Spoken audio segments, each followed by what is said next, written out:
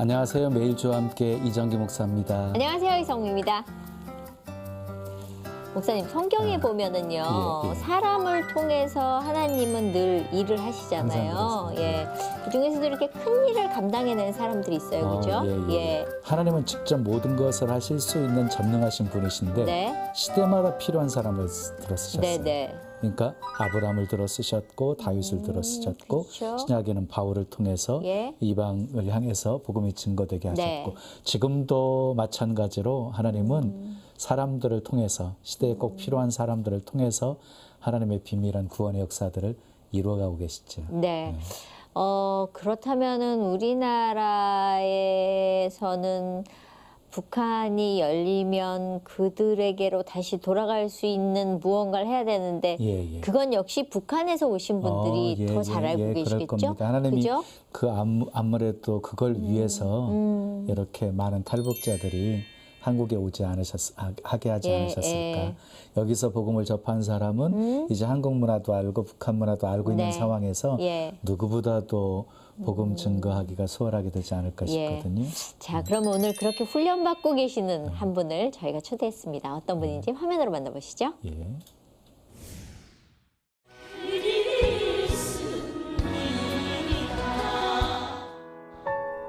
자유를 찾아 북에서 남으로 이사온 여인 강은정 자매. 배불리 먹고 사는 꿈, 자유롭게 사는 꿈. 그 꿈을 그리며 넘어온 남쪽 땅에서 그녀는 복음을 만났습니다. 가족 모두를 자유의 땅으로 부르셨을 때의 감사. 믿었던 사람에게 배신당했을 때의 절망. 그러나 하나님은 그 모든 시간들을 통해 그녀의 믿음을 더욱 견고케 하셨습니다.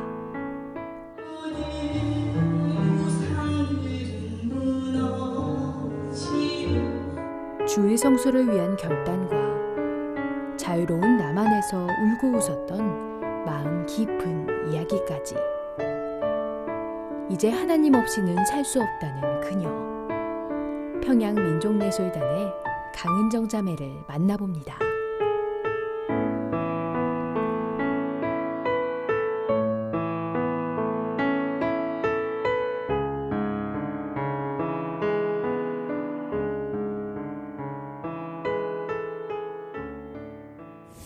네, 자유를 꿈꾸면서 북에서 남으로 온 우리 강은정 자매님 어서 오세요. 반갑습니다. 어서 오세요. 반갑습니다. 네. 지금 우리 은정 자매님 그 평양 민속예술단에서 활동하고 계시죠? 네. 그 평양 민속예술단에 대해서 좀 소개를 해주시고요. 그곳에서 어떤 일을 하고 계시는지.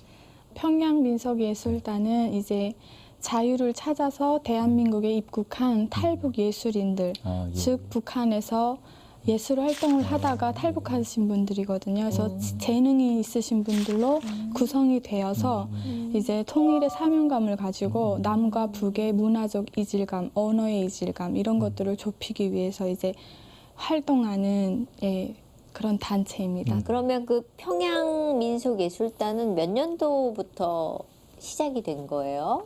이게 창단이 2001년도에 된 그래요? 거거든요. 그래서 지금 거의 16년째 활동을 하고 있고 이제 북한 예술인들의 그 탈북 단체 예술인 단체가 굉장히 많습니다. 그쵸. 많은데 이제 우리 예술단은 지금 16년 거의 돼가고 있고 최초로 생긴 최초로. 오리지널. 그래요. 그러면 거기서 뭐 하세요? 기본이 이제 가수고요. 그리고 이제 공연을 가게 되면 주로 사회 MC를 진행하고 그래요? 있어요. MC 진행하고. 그럼 월급 받고 하시는 거예요? 아니면 프리랜서예요?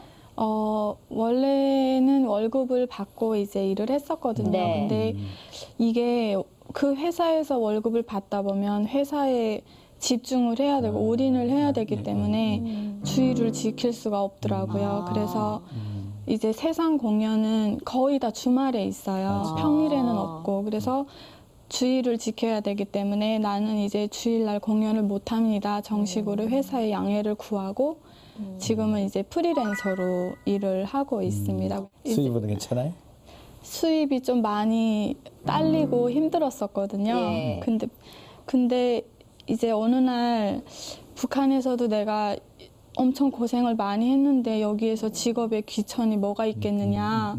주일만 지킬 수 있으면 내가 뭐라도 찾아봐야 되겠다 해서 알바를 구해서 예전에는 사무직 같은 데서도 알바를 했었는데 네. 이제는 그 제가 원하는 날짜에 알바를 할 수가 없는 거예요. 그래서 식당에 네. 서빙을 파출에다 전화를 했더니 예. 오케이 하고 그냥 다 받아주는데 예. 가니까 젊은 사람이 왔다고 좀 또 이렇게 그렇게 보면서 한쪽으로 기특해 하더라고요. 어. 그 자매님은 북에서 언제 오셨어요? 제가 2008년 1월에 이제 탈북을 했는데요. 예, 예. 대한민국에 딱 입국하니까 2008년 12월 18일이더라고요. 그러면 북에서의 직업은 뭐였어요? 북한에서 있을 때도 이제 노래 부르는 가수였어요. 가수였어요.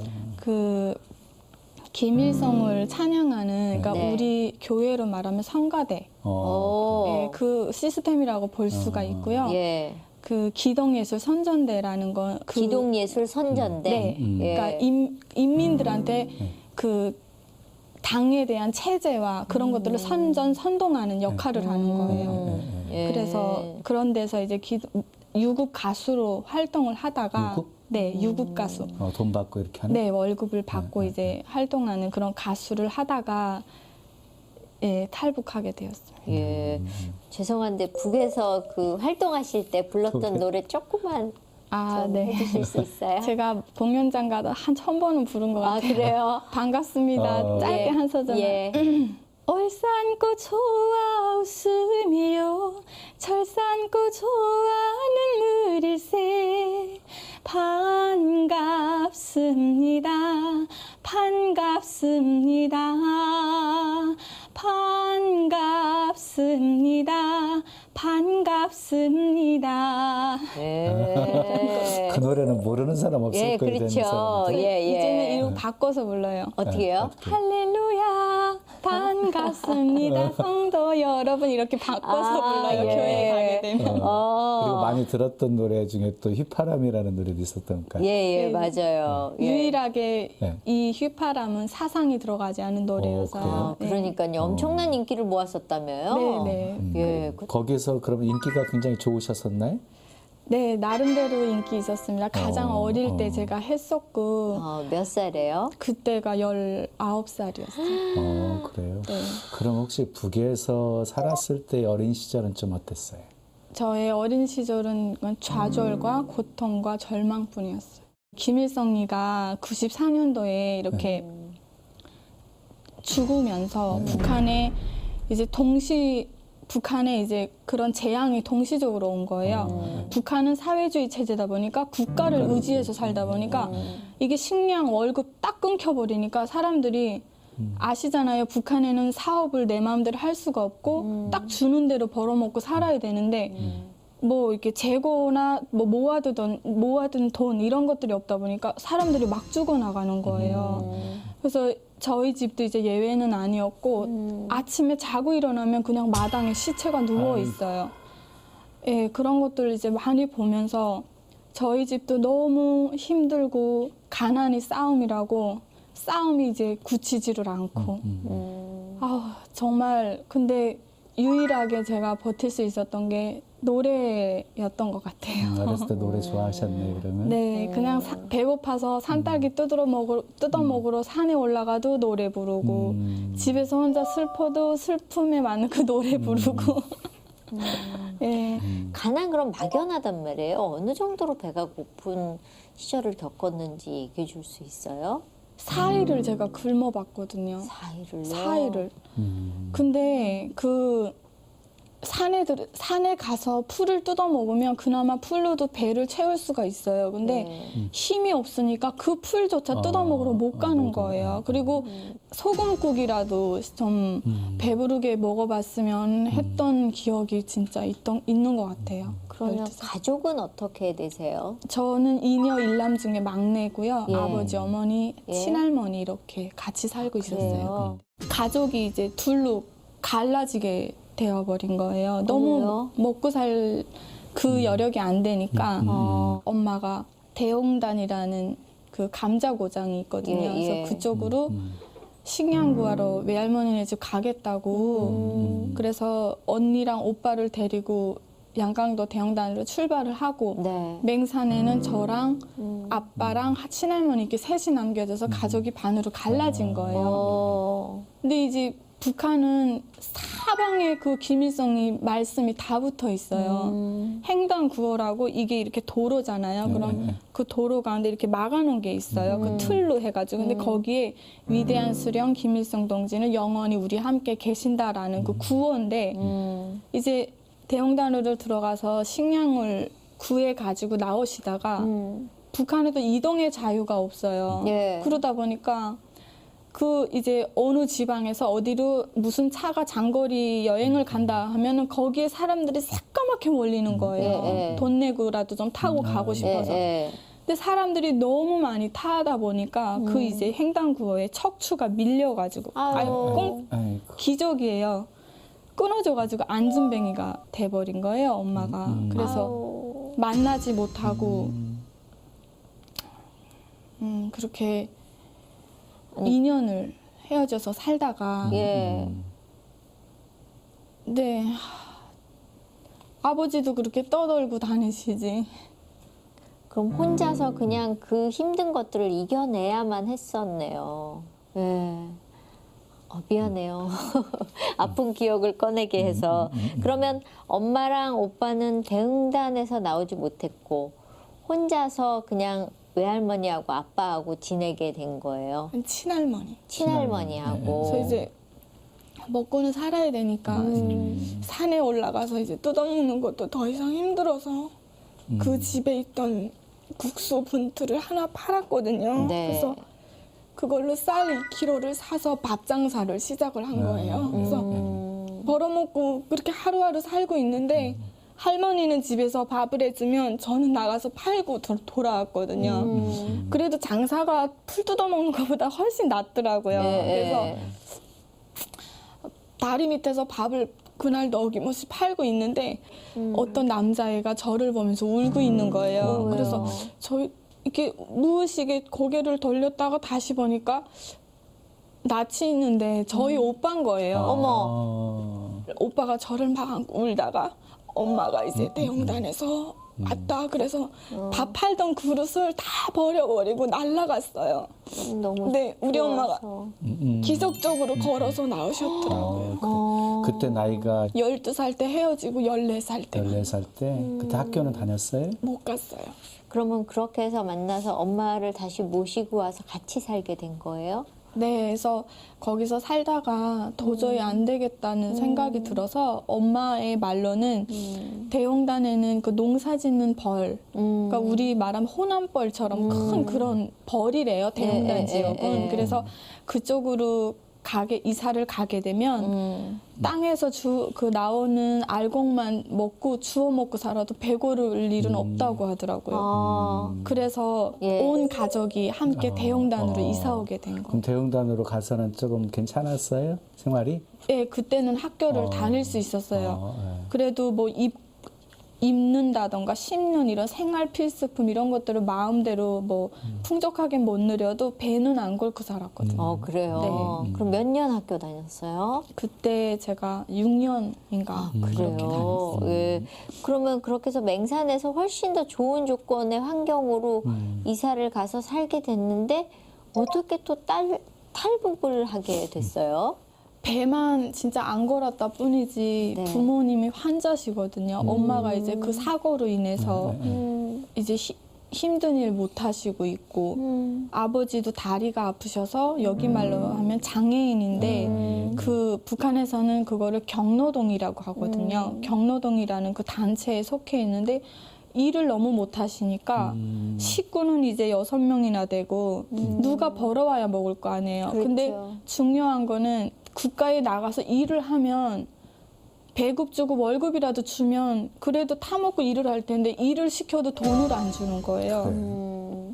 그래서 북한 사회가 그래서 노예 사회라고 하는 거거든요. 뭐 남한 같으면 난리 나죠. 데모하고 데모해도 그 이제 김씨 일가에 반항했다고 해서 다 정치공 그러겠죠. 수용소로 네. 끌려가는 판이니까 도저히 안 되겠더라고요. 그래서 언니 오빠가 벌어먹으려고 장사길을 나섰는데 또 일을 안 했다고 감옥에 집어넣고 그래서 제가 이제 그런 환경들을 보다가 부모님을 시름시름 알아가고 있고 아픈데 쌀밥이라도 좀 드렸으면 좋겠는데 환경이 전혀 안 되고 그러니까 그 대형단에서 이렇게 보게 되면은 중국이 바로 보여요. 강 하나 사이거든요. 우연히 중국에 대한 얘기를 접하게 된 거예요. 동네 언니가 저한테 은정아 너 나이가 너무 아깝다. 차라리 중국에 가서 거기 가면 쌀밥은 실컷 먹는다. 그리고 일을 하면은 너는 젊었기 때문에 일만 열심히 하면 돈을 벌 수가 있다. 그래서 차라리 중국 갈 수 있으면 가 하면서 그 언니가 저한테 얘기를 해주더라고요. 그 신랑이랑 같이. 그래서 2008년 1월 25일 날 집에다 편지 한 장을 남겨놓고 내 친구랑 같이 그 친구도 이제 상황이 저랑 비슷한 상황이었거든요. 그래서 우리 가서 6개월만 딱 돈 벌어 갖고 돌아오자. 그렇게 결심을 하고 두만강을 건너게 된 거죠. 두만강을. 네. 그때는 겨울이어서 좀 얼어 있었겠네. 얼음이 이게 잘 얼어 있었어요. 두만강. 근데 그때 탈북할 때 네. 심정이 어땠어요? 두렵지 않으셨어요?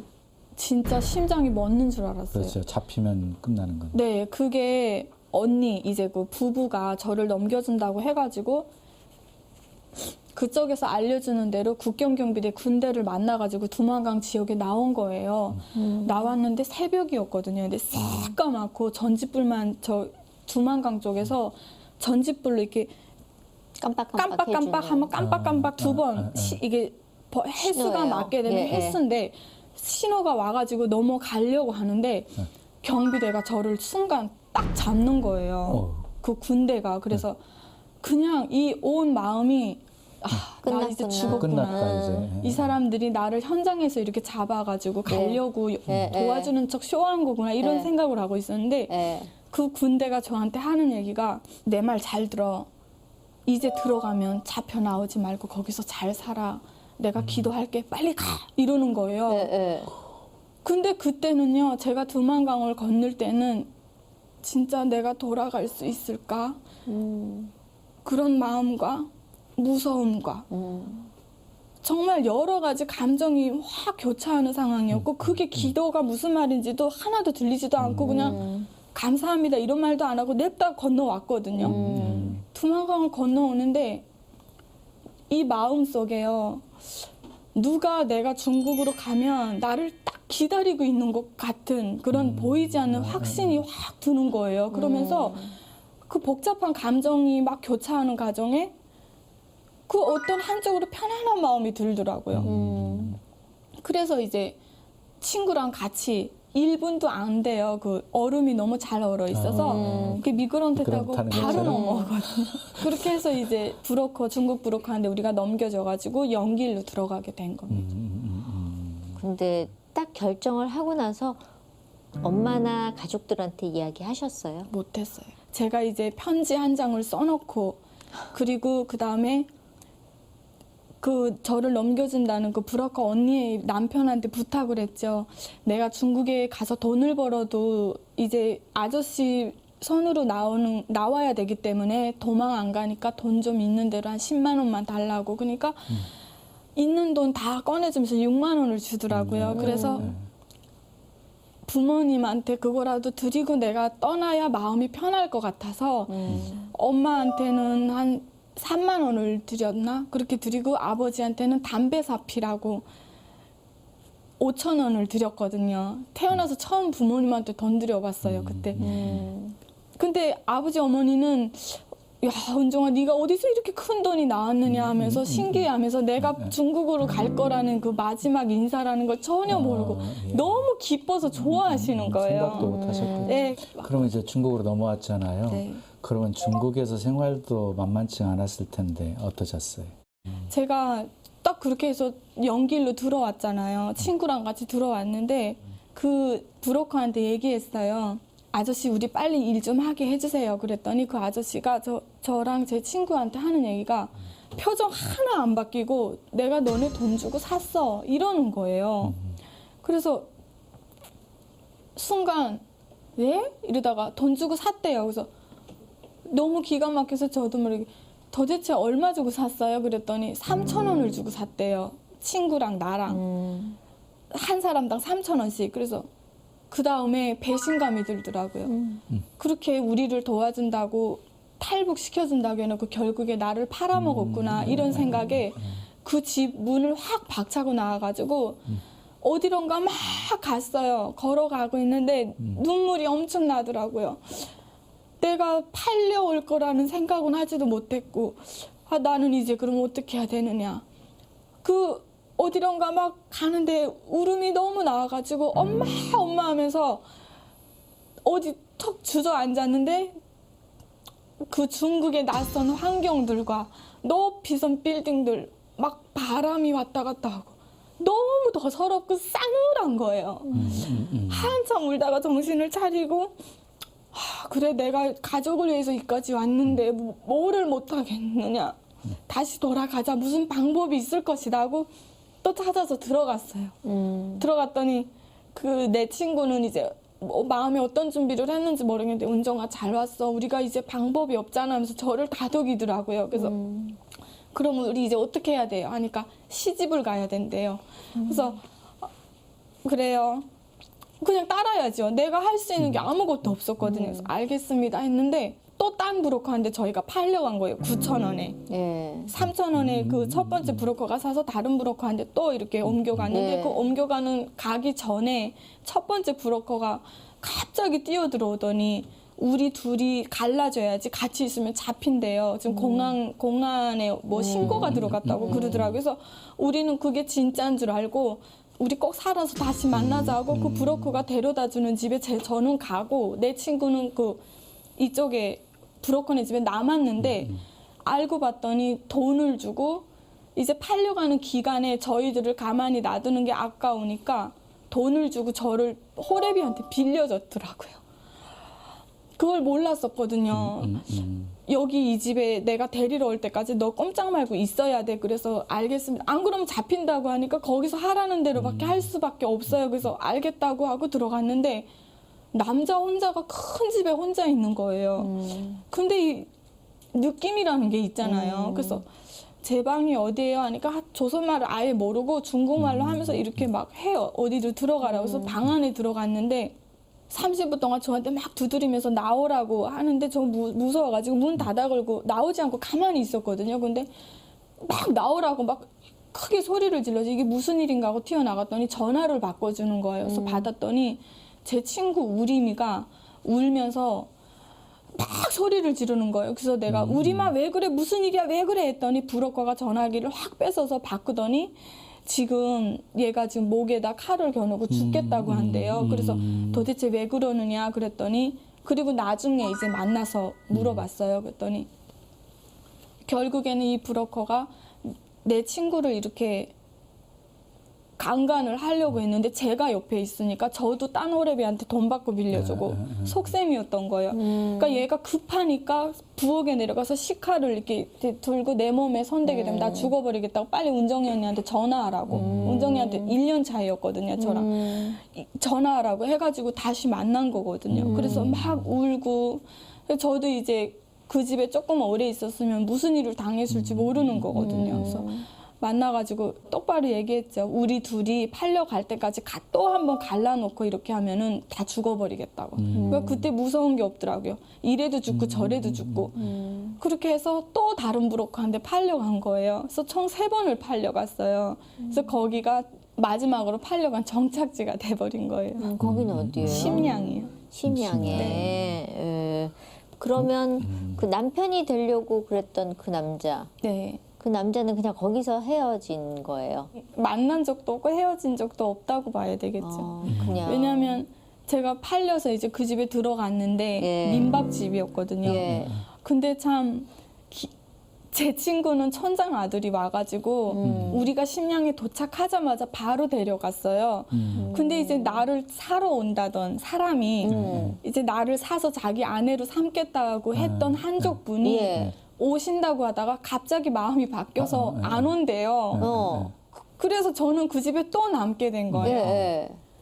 그래서 진짜 기분이 진짜 저는 물건이었거든요. 팔려가는 것도 내 마음대로 되지도 않고 그냥 그런가 보다 하고 씁쓸한 기분에 앉아 있었는데 방 안에서 냄새가 대소변을 본 냄새가 막 나더라고요. 그래서 문을 열고 이러고 들여다봤더니 풍이 오신 할아버지가 막 대소변을 봤는데 그 갈아달라는 어떤 신호였던 것 같아요. 꿍꿍 앓으시길래 보는 순간 우리 아버지 생각이 나가지고 막 가서 할아버지 기저귀 갈아드리고 수건 이렇게 물에다 씻어서 닦아드리고 밥 먹여드리고 그랬거든요.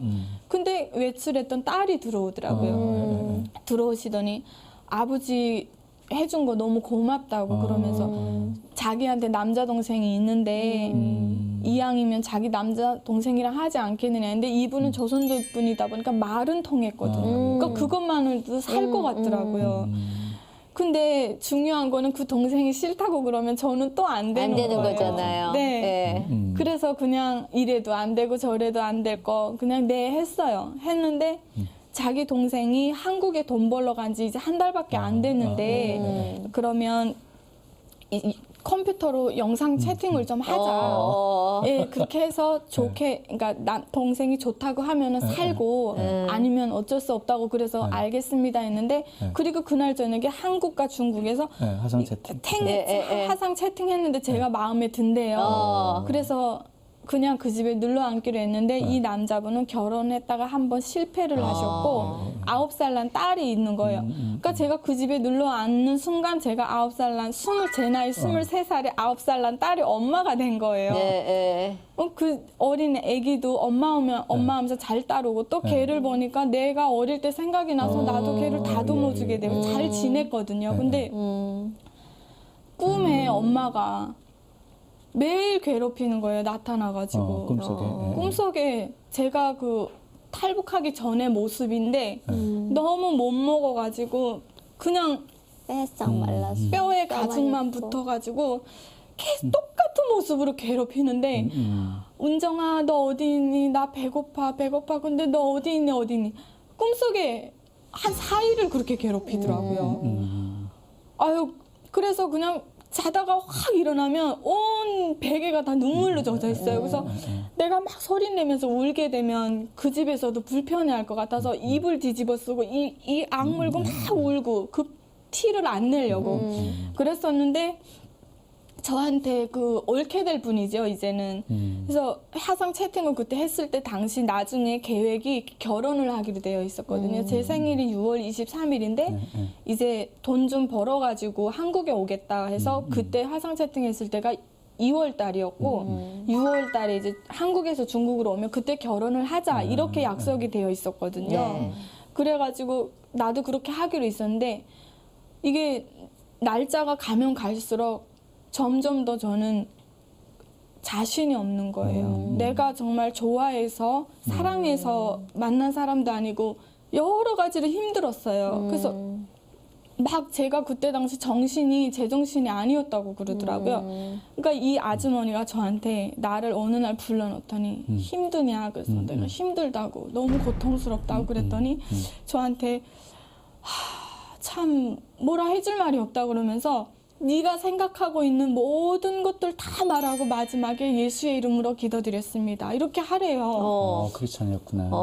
그래서 제가 근데 그때 당시는 예수님이 누군지 좀 더 쉽게 좀 더 구체적으로 알려줬으면 참 좋았을 텐데 근데 저는 그때 당시 뭐 지푸라기라도 잡고 싶은 심정으로 진짜 했어요. 꿈을 꾸고 일어나게 되면 아 맞다 기도하라고 했지 하고 창문을 바라보면서 나는 결혼해도 살 자신도 없고 여기 갇혀있는 몸이고 꿈에 맨날 엄마가 이렇게 나를 괴롭히는데 우리 엄마 좀 살게 해주시고 나 이 집에서 좀 도망치게 해주세요. 그런 기도를 했는데 진짜 3일 만에 기적이 일어난 거예요. 그 이제 민박집이었다고 했잖아요. 그러다 보니까 탈북자 한 명을 이렇게 재워주고 돈을 받고 있었거든요. 그 언니 이름이 진아예요. 지금 일본에 가 있는데 이 언니가 저한테 같이 머물었거든요. 은정아 나 내일 일본 대사관 들어가. 그래서 언니 그럼 나 어떻게 그나마 친언니처럼 무지하고 있었는데 막 우니까 저한테 차라리 한국을 가 그래요. 그래서 언니 나는 가고 싶어도 길도 모른다고 언니 가게 되면 나 또 혼자서 외로워서 어떡하냐고 막 그랬더니 막 저를 안고 같이 울다가 우리 아버지한테 부탁할게 하더니 전화를 그 자리에서 하는 거예요. 일본으로. 네. 그래서 그 언니 아버지가 한국에 그 브로커한테 연락을 해가지고 저한테 몰래 연락을 해온 거예요. 그래서 그 9살 난 아기가 있었잖아요. 그래서 아기를 제가 학교를 픽업하다 보니까 무슨 일 생기면 연락해야 되니까 전화기를 준 게 있었거든요. 그래서 제 전화번호를 몰래 알려주고 통화하고 이제 통화 목록 지워버리고 이렇게 하고 연락을 했는데 진짜 브로커가 한국 브로커가 절 데리러 왔어요. 그래서 제가 6월 22일 날 그 남편 될 분은 한국에서 비행기 타러 나왔다고 연락을 받고 저는 다음 날 이제 애기 학교 데려다 주고 그 자리에서 핸드폰 꺼버리고 도망친 거죠. 그러면 얼굴도 못 본. 그렇죠. 얼굴도 그 남자 못 얼굴도 봤어요. 못 네. 우리 만난 적도 그러네요. 예. 화상 채팅으로만 확인했겠네. 네, 근데 그분의 얼굴은 생생히 기억하고 있어요. 참 미안한 마음도 들고. 예. 야. 그러면 거기서 말씀이나 이런 건 좀 배웠었어요? 전혀 없었어요? 전혀 몰랐어요. 그래서 제가 그러니까 그 집에서 도망을 쳐서 또 청도라는 곳으로 옮겨갔어요. 근데 2008년도에 올림픽 있었거든요. 베이징에서. 그러다 보니까 검열이 너무 심해서 삼국을 넘을 준비를 못 하는 거예요. 그래서 이제 올림픽 끝날 때까지만 이제 그 청도에 머물기로 해가지고 거기서 올림픽이 끝나서 탈북자 2명 언니 이렇게 합쳐져가지고 출발을 한 거예요. 그때 당신 전혀 모르고 그냥 계속 기도만 하고 있었거든요. 그래서 삼국 그 건널 때, 악어강 건널 때도 저희는 그게 악어강인 줄도 몰랐어요. 건너고 나니까 악어강이라고 말을 해주더라고요. 악어가 있는 거예요? 악어가 네. 사는 곳이. 근데 실제로 거기 악어강 건너오다가 애기 같은 경우 잡혀먹은 적이 있거든요. 그래서 삼국을 무사히 건너가지고 캄보디아라는 곳을 도착을 했어요. 했는데 거기서 대사관에서 이제 구체적인 조사를 다 받고 이 사람은 북한 사람이다. 한국에 갈 희망이 확실하다 해서 또 옮겨간 것이 캄보디아에 있는 어떤 교회였어요. 그래서 그곳에 들어갔는데 탈북자들이 엄청 많이 있더라고요. 그래요? 한국에 오려고 지금 대기하고 있는 거예요. 그래서 조사받으러 이제 사무실 같은 곳으로 들어갔거든요. 여자 3명이 들어갔는데 거기에 사도행전 말씀이 걸려 있는 거예요. 주 예수를 믿으라 그리하면 너와 내 집이 구원을 얻으리라 하고 예수님께서 십자가에 달려 돌아가신 초상화가 같이 있는 거예요. 근데 저는 예수님이 누군지 이름밖에 모르잖아요. 그렇죠. 근데 내가 그때 당시는 이제 내가 잡혀 나갈 일도 없고 드디어 한국에 가서 빨리 일을 해서 돈을 보내면 되겠구나라는 그런 희망도 생겼고 오랜만에 기쁨이 찾아온 거예요. 저한테. 이젠 여기서 잡혀 나갈 일이 없으니까. 근데 거기서 예수라는 그 내가 기도했던 그 이름을 보니까 너무 반가워가지고 제가 사람도 아니에요. 제가 예수를 알아요. 그랬어요. 그랬더니 그 목사님이 저한테 어떻게 아느냐 그래서 그 얘기를 짧게 해드렸어요. 내가 중국에 있을 때 이렇게 하고 내가 기도했는데 진짜 저 한국에 오게 됐어요. 이렇게 얘기를 하고 근데 목사님 막 웃으시면서 거기 이제 교회에서 탈북자들을 성경 찾는 것도 가르치고 율동도 가르치고 예수님에 대해서 가르치고 성경 공부를 구체적으로 다 가르치거든요. 근데 성경 공부를 하고 있는데 예수님께서 그러니까 나 때문에 내 죄 때문에 십자가에 달려서 돌아가셨다는 거예요. 그래서 제가 막 마음속에서 그게 안 받아지더라고요. 막 분노 같은 게 일어나더라고요. 그러면서 한쪽으로 드는 생각이 그래도 너가 기도하니까 들어줬잖아. 그래서 제가 그때 예수님께 처음으로 기도를 했어요. 진짜 나 때문에 죽은 게 맞냐고. 그리고 진짜 예수님을 믿으면 우리 집을 구원해 주나요? 그렇게 기도를 했습니다. 제가 그때. 근데 마음의 평안함이 너무 좋더라고요. 평생 느껴보지 못했던 그런 평안함을 확 느끼면서 그때부터 이제 예수님이 이런 분이셨구나 하고 매일과 같이 가족을 위해 기도를 하고 그래서 이제 어느 순간 한 2달 정도 지나니까 제가 한국으로 올 차례가 되더라고요. 거기 도착해가지고. 그래서 한국으로 들어오게 됐습니다. 그래요. 근데 그렇게 해서 한국으로 돌아오셨는데 한국으로 돌아와서 제일 좋았던 게 뭐였어요? 돈 적금하는 거. 돈 적금하는 거. 북한에서는 북한에서는요 일을 하고 싶어도 일을 해도 돈을 안 주니까 돈을 벌어도 국가에다 안 맡겨요.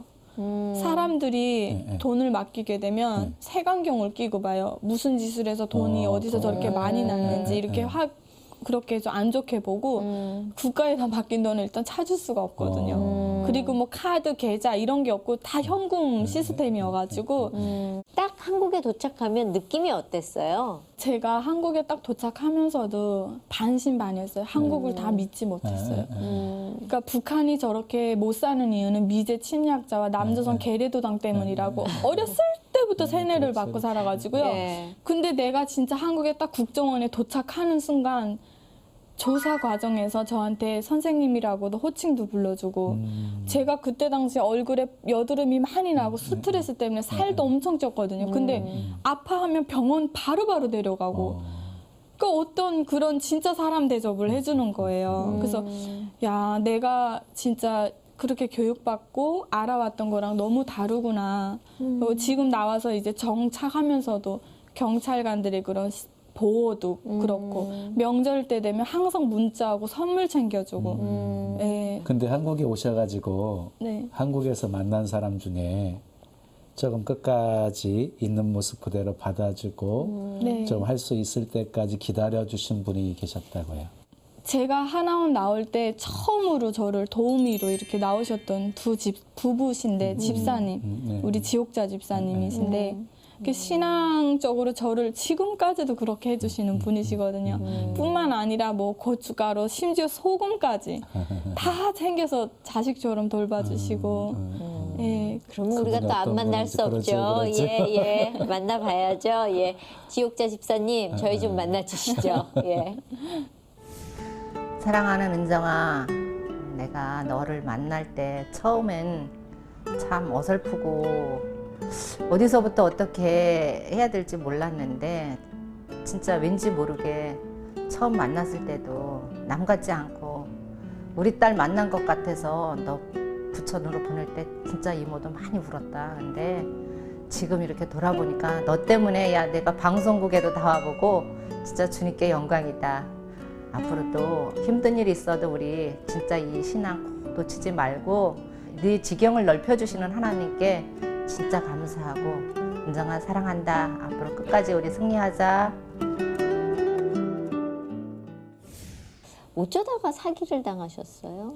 하나님을 완전 잃어버렸어요. 왜요? 제가 기도한 대로 부모님이 대한민국에 오셨거든요. 아 그래요? 그래서 4년 만에 2010년 10월인가 그때 북한에 연락을 했는데 부모님을 전화 통화로 만났어요. 근데 다행히 살아 계시더라고요. 그래서 제가 아버지 어머니 내가 돈을 보낼 테니까 일단 그거 드시고 그걸로 이제 몸 영양부터 잘 챙기시라고 몸부터 잘 챙기시라고 했는데 통화하다가 아버지 엄마가 그 현장에서 잡힌 거예요.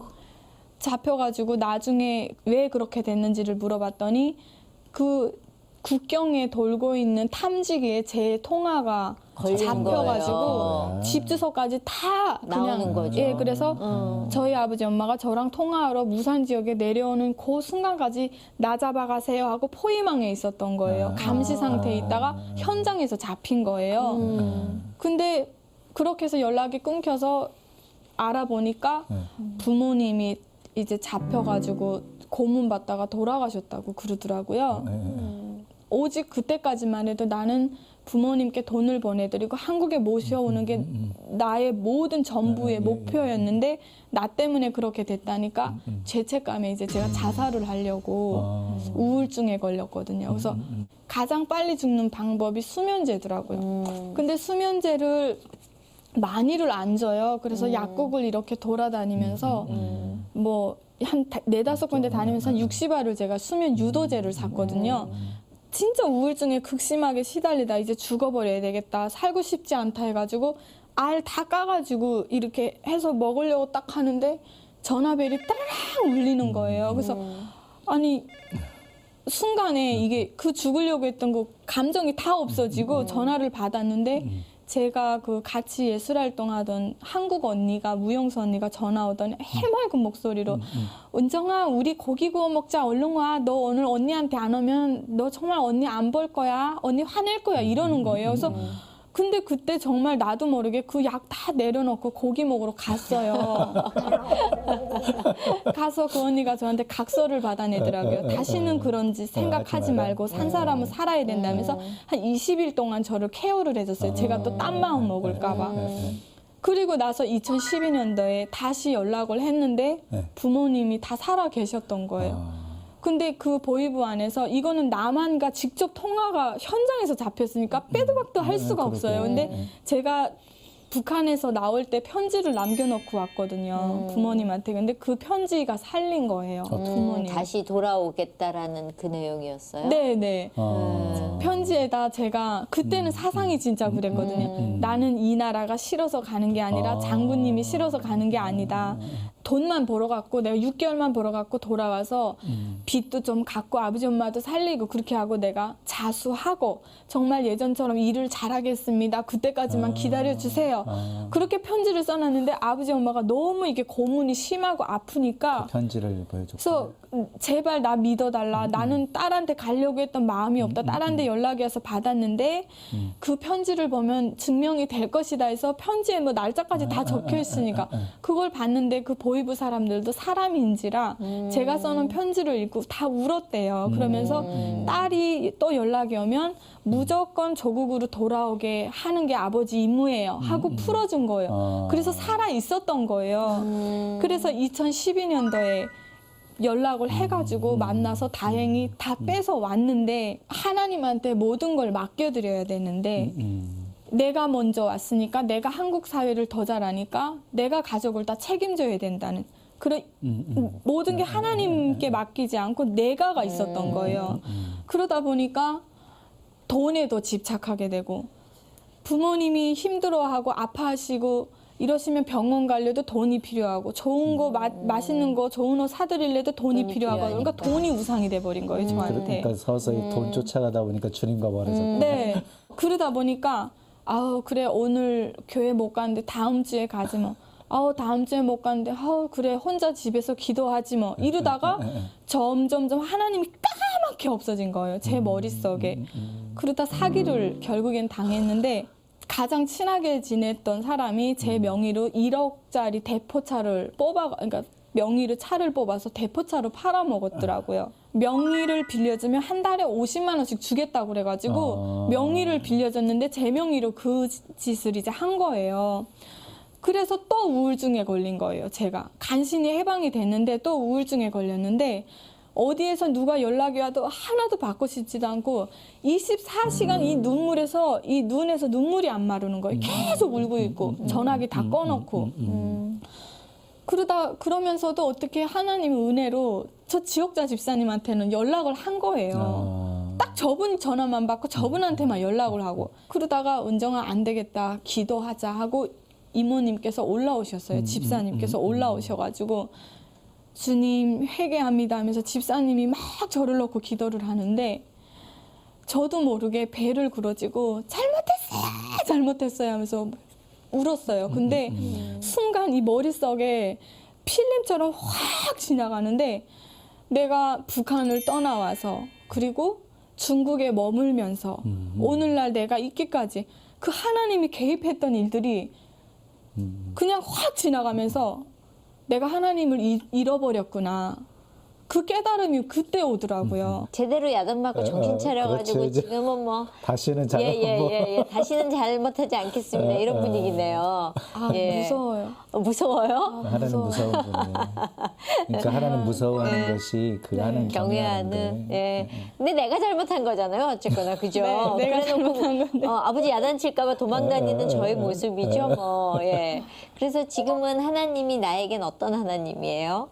하나님은 저에게 심장이에요. 심장이에요. 네, 우리가 이게 심장이 멎으면 죽잖아요. 예. 그러니까 하나님이 없는 삶은 이제 상상도 못 하겠고요. 그리고 일단 첫째 너무 두렵고. 네. 제일 좋아하는 성경 구절이 있다면? 네. 제가 요한복음 31장부터 36절까지 제일 좋아하는데요. 네.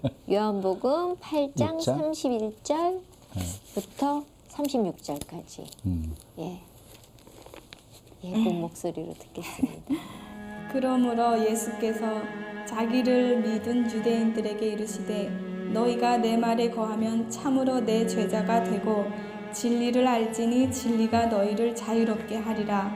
그들이 대답하되 우리가 아브라함의 자손이라 남의 종이 된 적이 없거늘 어찌하여 우리가 자유롭게 되리라 하느냐.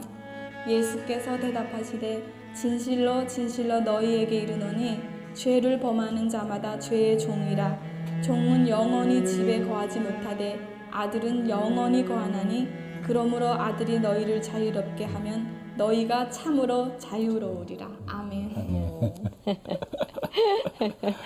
아, 예. 우리 탈북하신 분으로서 네. 그 방송 보시는 분들에게 좀 당부하고 싶은 네. 말씀이 혹시 있으시면? 조직 생활이라면 환멸을 느껴요, 북한 분들은. 근데 우리가 하나님을 믿고 따르려고 하면 자꾸 모여야 되고 공동체 생활에 적응을 해야 되는데 그걸 싫어하거든요. 그래서 그런 부분들을 좀 이해하시고 많이 좀 기도해 주시고 오래 참아줬으면 좋겠어요. 오래 참고 기도하다 보면 눈물로 씨를 뿌리는 자는 기쁨으로 거둔다고 하시잖아요. 방송 보시고 계시는 탈북 가신 분들 그 이렇게 신앙생활 하시면서 제가 좀 당부드리고 싶은 것 중에 한 가지가 그래도 예수 믿는 사람들은 사람 막 차별하지 않습니다. 그리고 뭐 색안경 끼고 이렇게 네. 보지 않습니다. 그러니까 조금만 마음을 열고 다가오시면 그리스도 안에서 한 형제 자매로서 아름다운 교제가 있을 거라고 생각을 합니다. 네. 그리고 우리 탈북자분들도 마음을 새롭게 가져야 돼요. 그리고 저 사람들이 왜 나를 이렇게 볼까? 이거를 자꾸 상처를 받아가지고 자꾸 닫아버리려고 하면 내가 설 자리가 없어지거든요. 그래서 그럴 수 있겠다. 더 대화하려고 하고 맞습니다. 다가가려고 하고. 네. 오늘 그럼 하나님의 은혜 찬양을 북한말로 하실래요? 그건 아니죠. 오늘 하나님의 은혜 준비하셨다 그래서요. 네. 예. 하나님의 긍휼과 은혜가 없다면 오늘의 내가 없다라는 생각을 많이 하거든요. 그래서 네. 하나님의 은혜를 제가 제일 좋아하는 찬양이에요. 네. 예. 오늘 저희가 같이 듣겠습니다. 오늘 나와주셔서 너무너무 감사해요. 주님께 영광. 감사합니다. 예, 목사님 오늘 어떠셨어요? 그 사실 자유의 나라에 오셨잖아요. 근데 대한민국에 와서 그런데 잠깐의 자유는 누렸겠지만 참된 자유는 못 누리다가 네. 예수님 안에서 참된 자유를 맛본 우리 자매님의 모습을 보면서 세상 부귀영화 따라가도 그 안에는 참된 쉼과 자유는 없습니다. 참된 자유는 예수님 안에 있습니다. 예수님 안에 구원이 있고 생명이 있고 평안이 있고 그리고 참된 행복도 있고 그래서 예수 믿는 사람만이 그 사랑을 알게 되어지지요. 시청하시는 여러분들 모두 예수님 안에서 쉼과 자유, 평안, 그 기쁨, 행복 마음껏 누리며 사셨으면 좋겠습니다. 네, 저는 탈북자라는 말이 참 마음에 안 들거든요. 다른 좋은 말이 있었으면 좋겠고 그냥 북한에서 이사 온 사람들, 북한에서 이사 온 대동강 사람들. 건너 이사 온 사람들 이렇게 해서 그냥 누구나 이사 다니잖아요. 예. 그런데 그 정말 그만한 사이로 우리가 왔다 갔다 못하는 것 때문에 너무 격리되고 단절돼서 그들을 받아들이지 못하는 우리의 모습 속에서 하나님은 과연 나를 보면서 기뻐하실까라는 생각을 한 적이 있어요. 우리만 잘 먹고 잘 사는 걸 위해서 하나님이 저에게 축복 주신 거 아닌 거라는 생각을 한다면 맞습니다. 정말 그들이 왔을 때 우리가 많이 배워서 그들을 안아야 되지 않을까. 이제 멀지 않았다고 생각해요.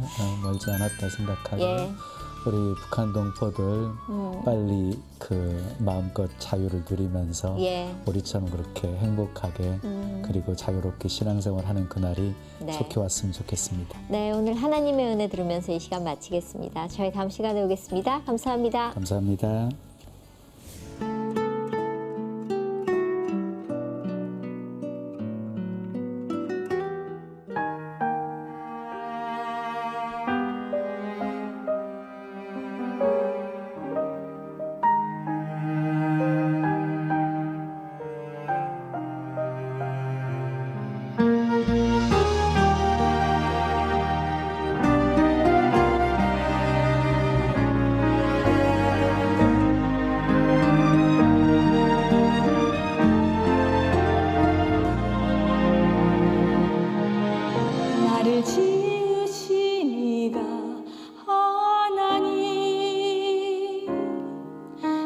나를 부르시니가